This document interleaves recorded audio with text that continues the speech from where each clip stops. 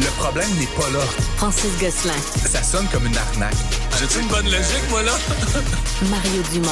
Dis pas que c'est pour faire plus d'argent. La rencontre, Gosselin-Dumont. Bonjour, Francis. Salut, Mario. Alors, une entreprise qui avait plein d'ambition, des belles valeurs écologiques, mais qui n'a pas passé à travers. Oui, puis tu sais, je sais pas, c'était comme un peu un concept d'entreprise que je trouvais le fun. Entreprise B-Side, en fait. Moi, j'ai lu un peu, honnêtement, je connaissais pas ça. Ouais. J'ai lu le concept aujourd'hui, puis je le comprends toujours pas. Peut-être ça explique pourquoi ça n'a pas bien viré. C'était ils ont fait un premier projet. Le projet principal, c'est un projet immobilier, dans le fond. Il y avait aussi un magazine. Ouais, c'est ça. C'est là où peut-être que ça les a rattrapés. Puis je crois que le cofondateur avait aussi une compagnie de kayak. Puis tu sais, à un moment donné, c'est comme, là, tu veux faire 1200 choses en même temps. Là. Mais bref. Ils sont pas tous reliés, là. Vaguement. Là, ouais, c'est relié autour du fait qu'il faut sauver la Terre, là, mais... Oui, puis encore une fois, le magazine. T'sais, encore une fois, comme je te dis, il y avait un projet immobilier au cœur de tout ça, qui était quand même un projet vraiment beau, qui était au cœur d'une forêt dans la Naudière, en fait, qui existe toujours. Là. En fait, ce sont des propriétés, mais avec une empreinte minimale dans le milieu de la forêt, un peu comme chalet, là, si tu veux.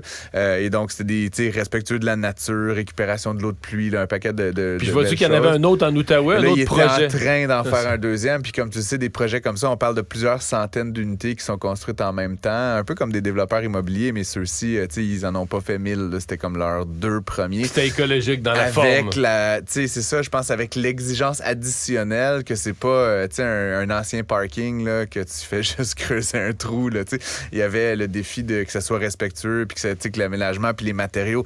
Bref, c'est sûr que l'augmentation des taux d'intérêt, l'augmentation des frais aussi d'exploitation, que ce soit les matériaux, la main-d'œuvre, etc., ça faisait en sorte que leur modèle d'affaires marchait tout simplement plus. Puis je pense que tous les autres trucs dont on a parlé, le magazine, les livres et tout, à un moment donné, possiblement que c'était une distraction, puis aussi que c'était peut-être même pas des projets rentables. C'était une fissure dans le panier. Ouais, tu sais, à un moment donné, si tu veux faire de l'immobilier, fais de l'immobilier. Si tu veux faire des médias, fais des médias. Ben, à un moment donné, d'essayer de faire 14 projets en même temps dans des économies différentes, là, parce que forcément, faire un magazine, tu as sûrement droit à des subventions du ministère du patrimoine. Je sais pas trop, mais c'est qu'à un moment donné, c'est pas les mêmes casquettes, c'est pas les mêmes chiffres, puis ben, tout ça les a un peu rattrapés. Je voulais quand même en parler parce que, comme je l'ai dit, c'est un beau succès. Mais là, il arrive quoi, là? C'est des anciens de Sidley, l'agence de pub. Fait qu'il faut dire, tout est très liché, tout est beau, là, tu sais. Et donc là, leur projet à la Naudière, lui, il va continuer, là. Ce que je comprends, c'est qu'il y a une forme de collectif, là, qui entretient les chemins, là, tout ça. Fait que ça continue. Le projet central avec le magazine, les livres et le projet de Gatineau, lui, est placé sous la loi des créanciers. Puis, il y a entre 10 et 15 millions de dollars là, qui sont dus à différents fournisseurs. Donc, il y en a certainement là, qui vont devoir... perdre de l'argent, là. Ouais, puis on parle autant de fournisseurs, comme je dis, dans le domaine de l'immobilier, des matériaux, etc., que des fournisseurs dans le domaine du papier, de la photographie et de la rédaction de texte. Il y a bien des industries qui sont touchées à différents niveaux.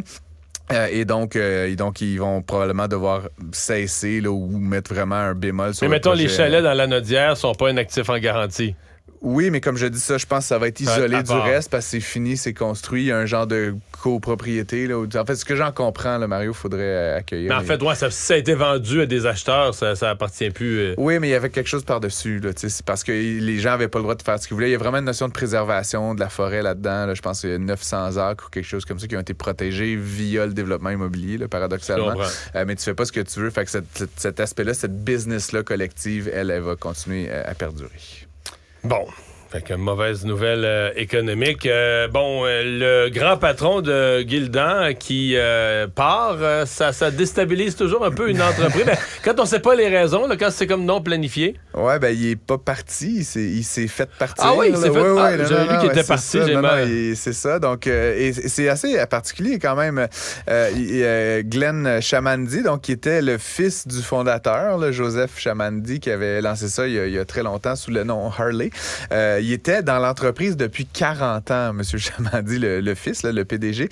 Et il était PDG depuis 20 ans et on lui a donné comme 1 heure de préavis, ce qui est quand même un peu sauvage. Tu OK, fait que c'est pas juste qu'il a pris quelques mauvaises décisions à long terme. Ils ont découvert de quoi de grave. Là. Non? Écoute, peut-être, là, mais ce que j'en comprends, puis différents médias ont rapporté la nouvelle, c'est qu'en fait, il y avait une divergence d'opinion avec le conseil d'administration. Donc, c'est le conseil d'administration là, qui lui a signifié son arrêt sans motif immédiat de travail.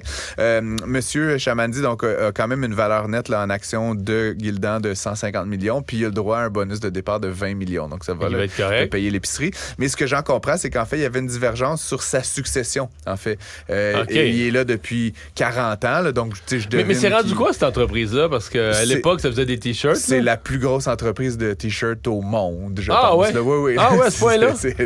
Écoute, ça a une valorisation boursière de 8 milliards de dollars, puis aujourd'hui, ils en ont perdu un de ces milliards-là, donc c'est 7 milliards maintenant. Mais ça grossit si vite. Moi, je me suis... Regarde, quand j'étais des jeunes libéraux, c'est très vite, ça fait 30 quelques années. Non, mais on a encouragé ça, c'était comme une jeune entreprise montréalaise en pleine croissance. On faisait faire nos T-shirts là. Maintenant, c'est tout. Puis, tu sais, c'est des vêtements, là. Ils font des hoodies, puis mais c'est de la guenille, là, comme on peut dire. Pas particulièrement haut de gamme, mais pas bas de gamme non plus. Là. C'est comme le T-shirt, là. C'est dans le dictionnaire, si tu mets une photo d'un T-shirt, c'est probablement un Gildan. OK. Fait que c'est ça. Bref, et donc là, il s'est fait signifier son départ pour ces raisons-là. Et donc, la personne qui avait été pressentie pour le remplacer était déjà identifiée, là, ce que j'en comprends.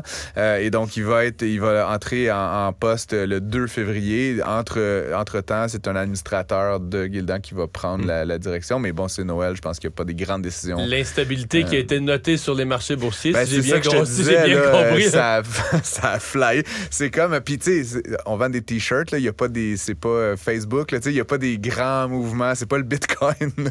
C'est assez stable. Puis, comme tu vois, là, hier soir, le prix de l'action dans la journée aujourd'hui qui a comme frappé un précipice. 12% de baisse dans la journée. Là, donc, ça fait assez mal.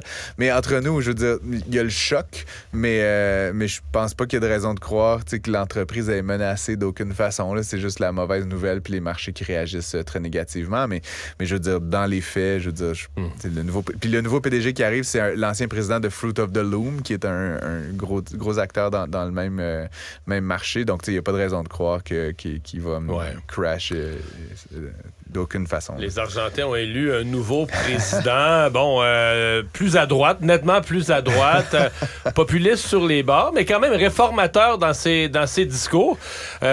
C'est un pays qui a besoin d'être réformé. C'est probablement le pays qui a la pire politique monétaire, la pire politique fiscale. C'est terrible. À plusieurs reprises dans son histoire. Encore des gens qui sont allés cet été me disaient, faut pas t'acheter tes billets d'avance pour un événement, pour une sortie, parce que il y a tellement d'inflation que dans 3 jours, tes billets vont te coûter moins cher. Là. J'écoutais des différentes balados puis lisais quelques articles. Je voulais en parler, Mario, parce que je pense qu'on va en reparler beaucoup de Javier Milei, là, le nouveau président de l'Argentine. Donc, il se prépare à un mandat, on va dire, un peu chaotique là, en Argentine. Il était temps, comme tu le dis, là, ça fait des décennies. En fait, est-ce qu'il va faire les bonnes choses?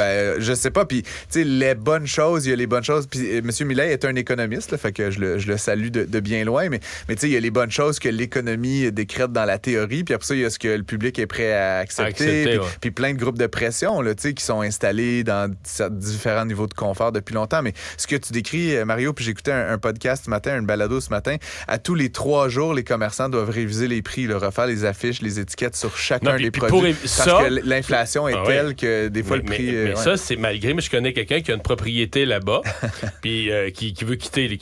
Mais tu peux pas la vendre puis ramener ton argent. Je pense que ton argent, c'est 5 000, mettons, en dollars canadiens. Là, tu pourrais ramener 5 000. Mettons, tu as une propriété de 200 000 $ que tu vends là-bas. Ouais.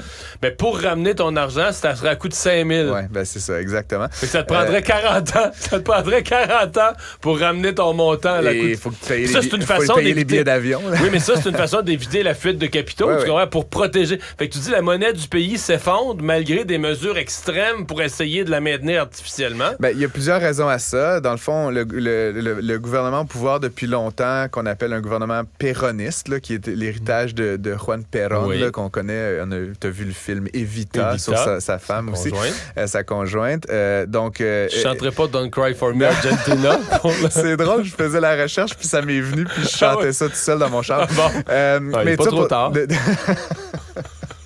Ça va falloir me payer plus cher. Okay. Mais bref, depuis des dizaines des décennies, en fait, l'Argentine, c'est comme un peu quelqu'un qui gagnerait pas bien sa vie, Mario, là, qui gagnerait 22 000 $ par année, puis qui déciderait que lui, il a besoin de se promener en Cadillac puis d'avoir une grosse maison à Outremont.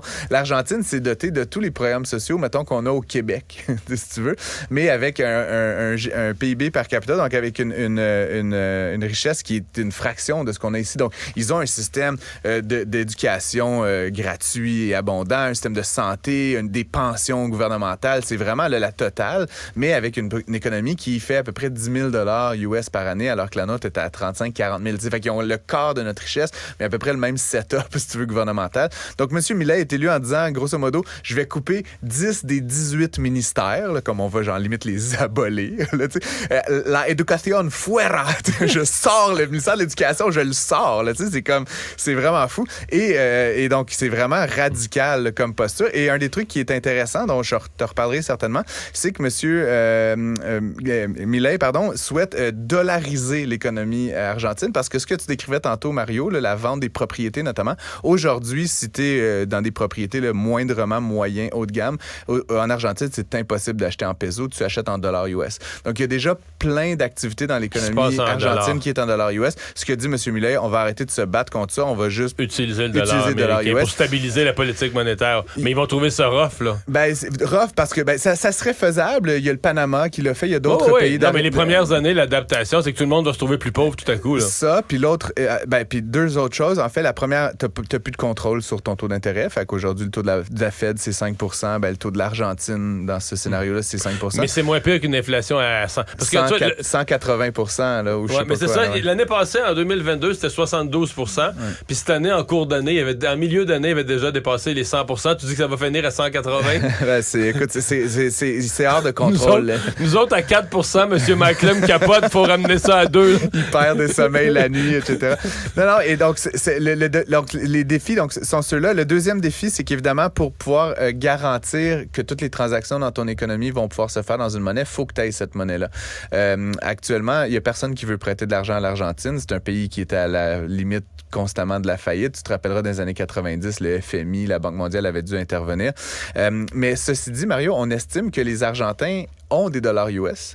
Et c'est comme pour plusieurs une forme d'épargne, d'économie, mais genre sous des matelas ou dans des coffres-forts à la banque. Et on estime que pour que le pays roule rondement, il faudrait environ 40 milliards de dollars US, ce qui est pratiquement impossible pour M. Milei d'aller chercher sur les marchés internationaux, mais qui aurait 200 milliards de dollars en dessous de des matelas, d'oreillers. Et si on force les gens à les sortir... Ouais, mais comment tu veux forcer les gens à sortir quelque chose qui est en dessous de leur oreiller? Fait que il y a tout un jeu, comme je te dis, il y a l'économiste Milei qui a comme quelques bons instincts, là, avec un peu de vocabulaire radical, mais après, il y a toute la question psychologique puis de la volonté du peuple de collaborer. M. Milei a été élu au suffrage universel à la majorité des voix, mais au Congrès, il n'y a que 15 % des sièges. Donc, ça veut dire qu'il va falloir qu'il se rallie, comme il l'a déjà fait là, avec le centre-droit, mais probablement mettre un peu d'eau dans son vin. Puis donc, là, c'est là où on va voir. C'est réussi.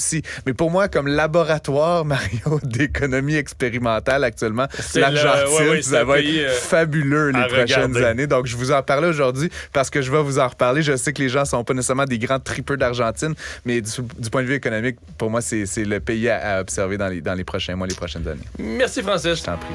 Don't cry for me, Argentina. Écoutez Francis Gosselin.